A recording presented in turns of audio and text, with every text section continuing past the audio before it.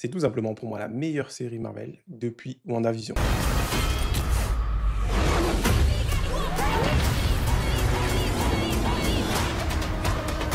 Salut tout le monde, j'espère que vous allez bien. Aujourd'hui, on se retrouve pour parler de la suite et donc fin de la série Iron Heart qu'on avait évoqué déjà donc la semaine dernière sur la chaîne.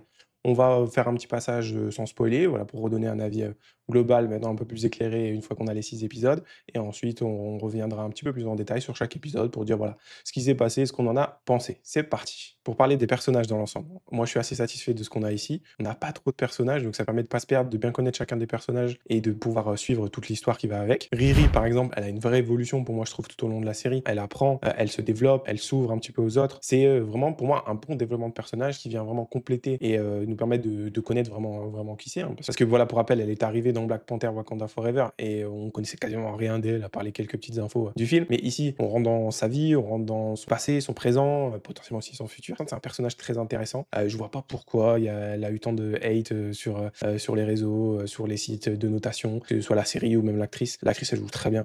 Le personnage, voilà, il est pas là pour remplacer Iron Man, hein. Faut pas se mettre ça dans la tête du tout. C'est pas ça le but ici. C'est un autre personnage qui aussi, voilà, a des armures. C'est un classique de super-héros, même chez DC, hein. Dans Flash, il y a plein de Flash différents. Avec Arrow, il y a aussi celui en rouge. Enfin, beaucoup de personnages ont des versions plus jeunes. Batman, il y a la Robin. C'est pas le même exactement, mais on est un petit peu dans un esprit comme ça. Et en plus, voilà, ici, elle a pas vraiment de lien avec Iron Man, à part quand il est évoqué quelques fois. Faut prendre le personnage en lui-même pour ce qu'il est. Et aussi, ça nous donne une série ici qualitative qu'il faut bien regarder pour l'apprécier. Concernant le méchant Parker The Hood, il a aussi un développement, ce qui était un peu moins vrai effectivement dans les 3 premiers épisodes, mais là on va rentrer plus en détail sur lui, sur son passé, sur pourquoi il en arrive là, pourquoi il fait ce qu'il fait. Voilà, ça nous donne de la profondeur au personnage, c'est intéressant. Après, les autres petits personnages qui viennent se grouper, donc le crew The Hood, Ezekiel Stein, on a aussi Nathalie, par exemple. Voilà, tous ces petits personnages-là, ils apportent chacun un petit quelque chose qui est sympa. Voilà, c'est pas des personnages qui vont être développés, surdéveloppés, notamment sur le crew de The Hood, mais qui sont tous très sympas, très uniques et qui apportent une touche à la série. Nathalie aussi, si on veut rentrer, donc l'IA, Nathalie, l'ancienne meilleure amie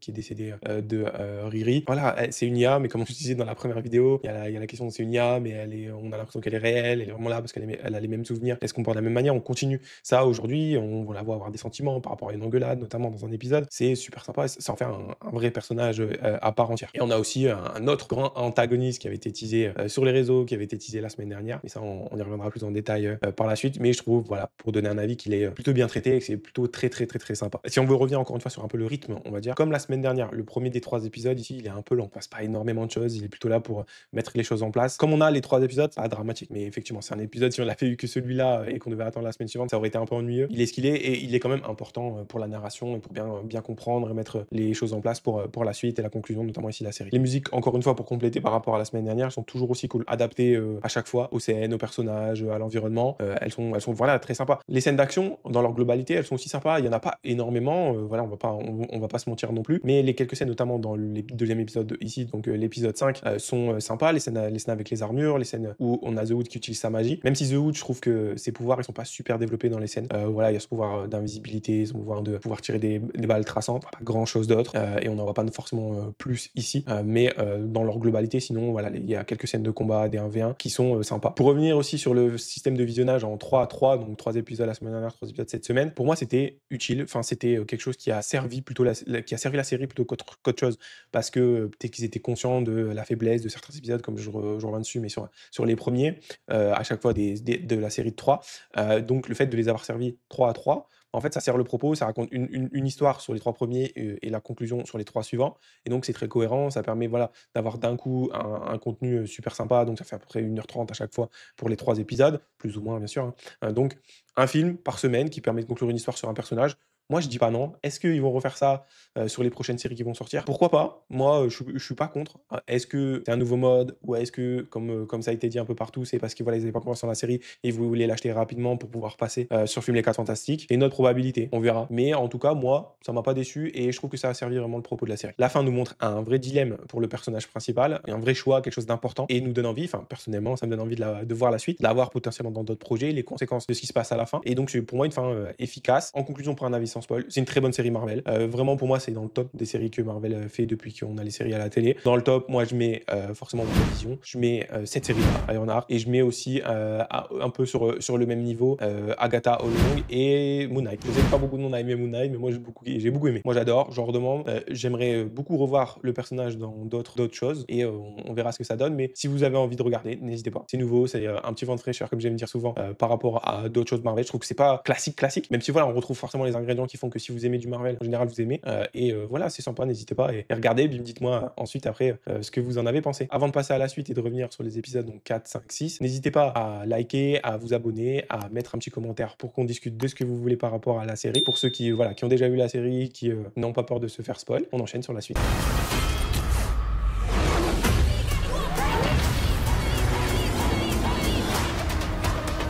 Alors pour revenir du coup sur l'épisode 4, dans l'épisode 4, l'enquête continue pour Riri et Nathalie sur le bout de cap en fait qu'ils ont récupéré. Ils vont essayer de l'analyser, de voir d'où ça vient. Riri, elle va pas comprendre, elle va comparer ça avec des technologies Stark, Pym, du Wakanda, mais voilà, elle trouve aucune correspondance par rapport à ça et donc elles sont un petit peu coincées, elles comprennent pas trop, même en ayant le bout de la cape, ce qu'il faut faire, ce que va être la suite et où tout ça va nous mener. Autre conséquence par rapport à la fin de l'épisode 3 et au braquage qui a mal tourné, c'est que comme on l'avait dit, elle avait laissé une petite pièce qui appartenait à Ezekiel Stein sur le lieu du braquage et donc en fait, il a été retrouvé et Ezekiel il a été arrêté par la police. Donc voilà, ce qu'elle craignait c'est arrivé et donc voilà, il fait la une des journaux par rapport à son père encore une fois.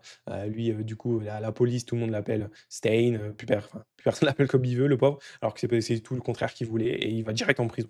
Et Riri du coup elle s'en veut, elle va en prison pour s'excuser etc. Et lui on peut le comprendre, voilà, il le prend pas très bien, il dit que voilà c'est une gamine, qu'elle sait pas ce qu'elle fait, qu'elle est égoïste etc. Parker, The Hood, lui du coup il est méfiant par rapport à Riri. On avait vu dans le dernier épisode, donc dans la fin de l'épisode 3, qu'il avait eu une vision de Ironheart, enfin que c'était elle qui avait en gros causé la mort de son cousin. Il est à fond dans l'enquête sur elle. Riri, même en discutant avec les autres membres du crew de The Hood, elle apprend qu'il veut engager quelqu'un d'autre pour les aider sur le même job que Riri. Donc elle comprend que ça craint pour elle, comme je disais. Du coup, elle va vouloir protéger sa famille. Donc sans trop leur expliquer, ce qui voilà, se crée un peu des choses bizarres. Elle va donner des montres à ses proches, des montres protectrices qui créent des bulles, un petit peu de champ de force autour d'eux. Elle met des caméras aussi devant chez elle. Comme elle sait pas trop, elle avance pas par rapport à son enquête, elle va demander un petit peu d'aide à sa mère. Ils vont aller voir la copine de sa mère qui est un petit peu une sorte de sorcière, enfin pas une sorte une vraie, hein, mais qui utilise la sauge, etc. Enfin, c'est ce qu'ils croient. D'ailleurs, parce que quand ils vont aller après dans sa boutique, ils vont rencontrer donc Zelma, le personnage dont on avait pu déjà parler précédemment également dans quelques shorts que j'ai pu faire. Et donc ils vont voir qu'en fait, ils savent faire de la vraie magie. Donc, et elle les transporte elle fait un sort de téléportation pour les transporter dans la boutique, mais un peu dans une autre dimension. Ils parlent d'autres dimensions hein, carrément. Et donc elles vont les aider pour analyser le bout de cap. Et en analysant le bout de cap, elles découvrent que voilà, c'est de la dark magic, que ça va d'une autre dimension, d'une dimension noire. Elles les font sortir de la boutique parce qu'elles en ont peur. Et à la fin, donc on a The Hood qui va recruter Ezekiel Lane qui est en prison. Donc là, facile, ils sont tous les deux contre Riri, ils lui en veulent et donc Ezekiel il va donc être libéré de prison par The Hood. C'est la fin un petit peu de cet épisode. L'épisode 5, c'est l'épisode où il se passe le plus de choses. Épisode bien compact où je crois que ça doit être aussi celui qui est un peu le plus long, hein. Mais voilà, où il y a tout, la majorité des choses intéressantes, elles se passent dans cet épisode-là.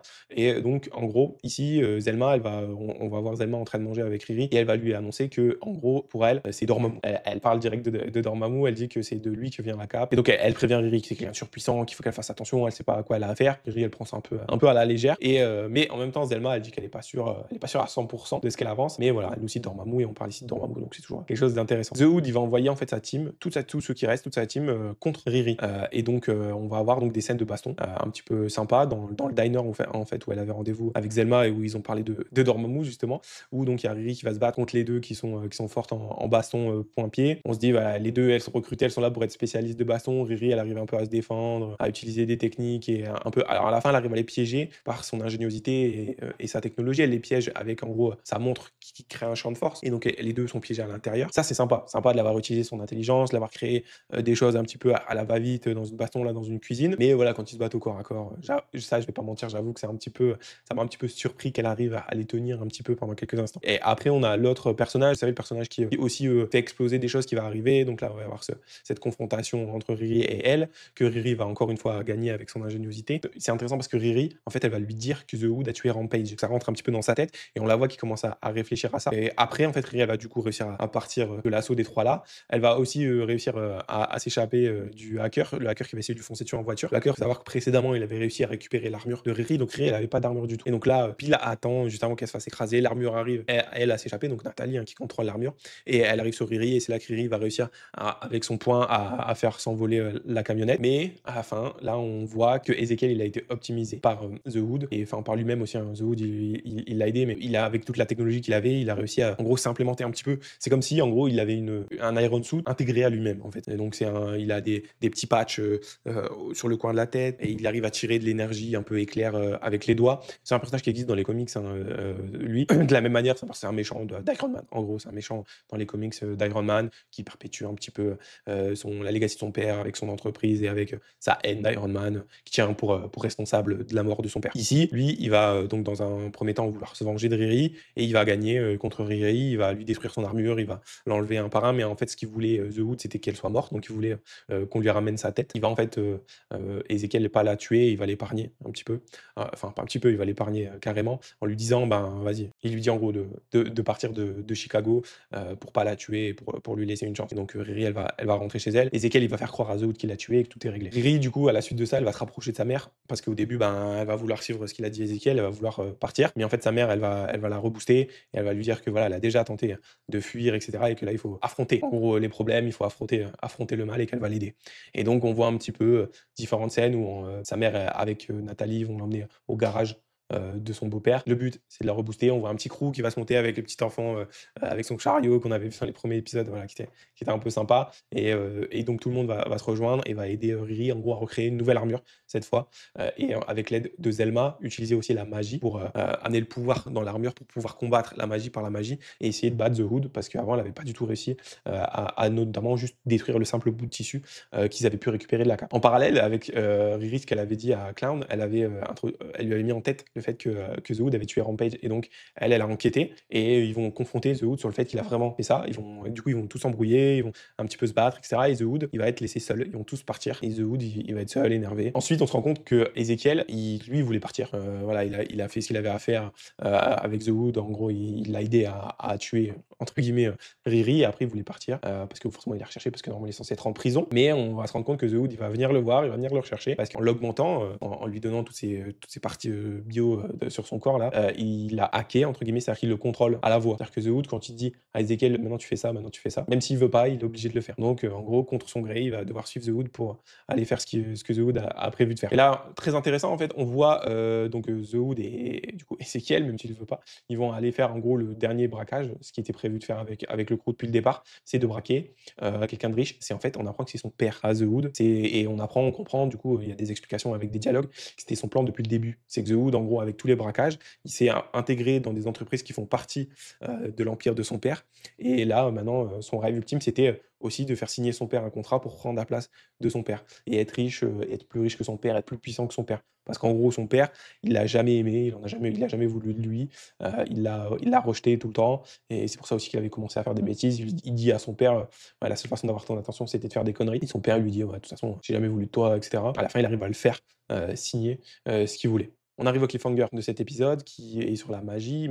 Zelma, elle arrive à faire, tous les tours qu'elle devait faire pour, créer des sorts. Elle crée des sorts pour, introduire un peu la magie dans le costume, de Riri pour lui donner, toute sa puissance. Et en fait, le problème, c'est qu'en faisant ça, elle délète l'IA de l'armure. On a une scène en fait où Nathalie, elle commence à disparaître et en gros, pour qu'à la fin de l'épisode, ben, Nathalie, elle existe plus. Le côté triste, je reviens sur ce qu'on a déjà parlé, c'est, tout le fait que voilà, c'est une IA, mais c'est une IA d'une personne qu'on connaît déjà, enfin qu'ils connaissent déjà, qui a les mêmes souvenirs, qui parle de la même façon, mais qui s'y remeurt en gros une 2e fois. Si on enchaîne et qu'on parle du coup maintenant du dernier épisode, donc l'épisode 6. L'épisode 6, il démarre en fait sur les origines de Parker. Donc The Hood, comment il est devenu, The Hood, comment il a eu la cape. C'est super sympa. On voit en gros qu'il avait, avec son cousin, tenté déjà de braquer son père, mais qu'ils n'avaient pas réussi.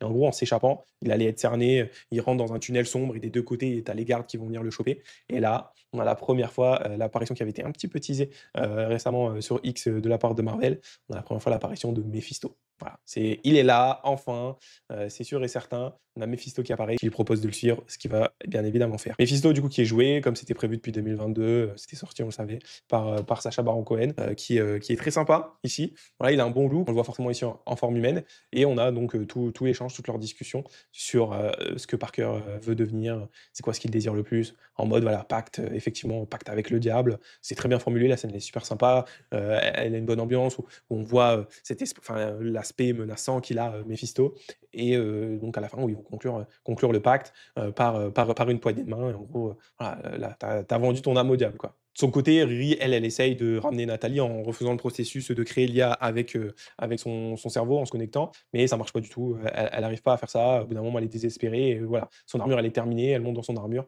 et elle va, pour essayer de se battre et de faire le combat final, en gros, contre The Hood. Pour revenir sur l'armure, rapidement, la dernière armure qu'elle construit, elle l'a construit, en fait, avec la voiture, de son beau-père, la fameuse voiture, enfin, dont on entend parler depuis le début de la série. Encore une fois, moi, je préférais le 1er costume, avec la tête, qui ressemblait, un petit peu à certaines armures d'Iron Man. Après peut-être, voilà, c'est pas objectif parce que j'aime beaucoup Iron Man, mais là, son armure, encore une fois, comme celui qu'elle avait dans Wakanda, dans Black Panther: Wakanda Forever, elle a en gros encore un costume qui est très angulaire et qui encore une fois fait penser à un costume de Power Rangers, je suis désolé. Et il y a même, Mephisto à un moment qui parle, de sa tenue de Transformers. En fait, le costume en lui-même, le corps, j'aime bien, les couleurs, j'aime bien. En fait, c'est la forme du casque. Je sais pas, la forme du casque, elle me perturbe, aussi avec les fentes des yeux qui sont, très longues, très longilignes.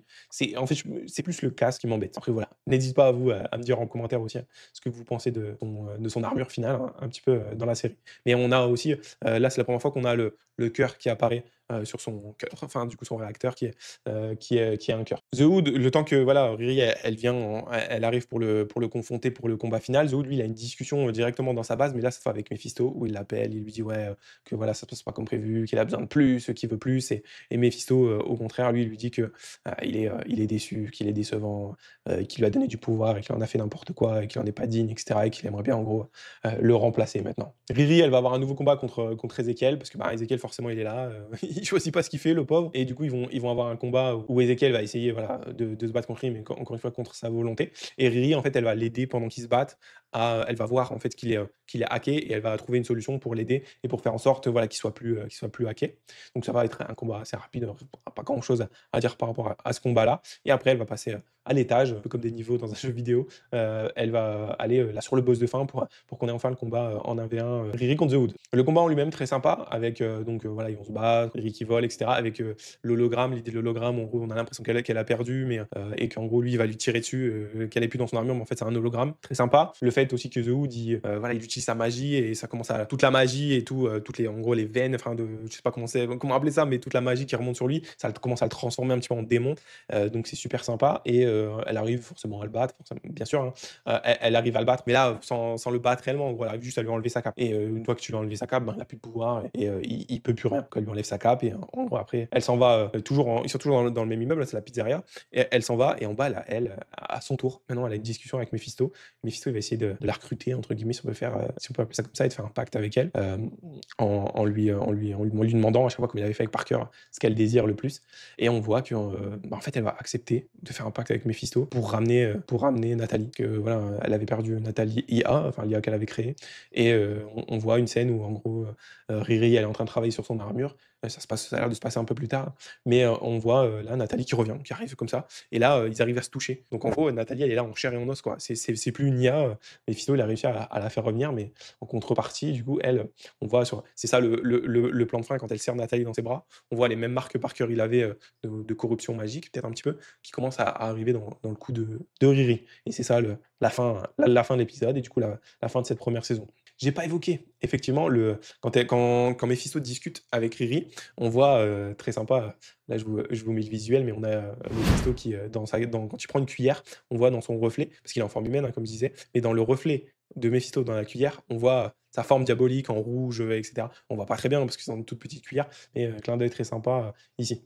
Pour la scène post-crédit, elle a pas vraiment de valeur. On voit en gros The Hood qui, comme il a plus, voilà, il a plus de magie, il a rien du tout. Il va dans le magasin de Zelma, il va lui demander de l'aide, tout simplement. Vers où ça mène, on sait pas. On peut pas savoir, mais pour moi, elle a pas grand intérêt. Et de base, dans les lits que j'avais évoqués, il aurait pu y avoir une scène comme avec Kate Bishop, où tu as Kamala qui vient la recruter pour la future série Champions. Dans la chronologie, la série elle se passe avant The Marvels. Donc ça, c'était pas forcément cohérent qu'elle vienne la recruter maintenant. Voilà, on a tout vu, on a donné son avis. C'était, encore une fois, comme j'ai dit, au milieu de la vidéo, une série très sympa, dans les top séries Marvel. N'hésitez pas, vous, à me dire en commentaire ce que vous en avez pensé, si vous êtes d'accord, si vous êtes pas d'accord. C'est aussi ça le but des commentaires, c'est pour qu'on échange et on se retrouve la prochaine fois. Ciao!